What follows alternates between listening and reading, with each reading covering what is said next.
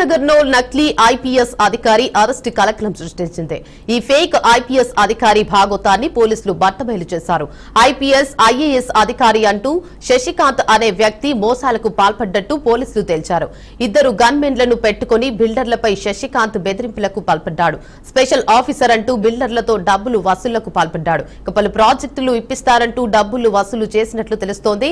తీసుకున్న డబ్బు ఇవ్వకుండా గన్మెన్లతో బెదిరింపులకు దిగడానికి అధికారులు తెలిపారు. ఇక బాధితుల ఫిర్యాదు మేరకు ఫిలిం నగర్ కేసు నమోదు చేసి శశికాంత్ ను అదుపులోకి తీసుకున్నట్లు వెల్లడించారు. నిందితుడి దగ్గర నుంచి 2 మొబైల్ ఫోన్లు, 2 వాకీటాకీలు, ఇక నకిలీ గుర్తింపు కార్డులను స్వాధీనం చేసుకున్నామన్నారు. ప్రభుత్వ అధికారులమని చెప్పి వారి పట్ల అప్రమత్తంగా ఉండాలి. ఎవరు కూడా అలాంటి వారిని నమ్మి మోసపోవద్దని డీసీపీ శ్రీనివాసులు వెల్లడించారు.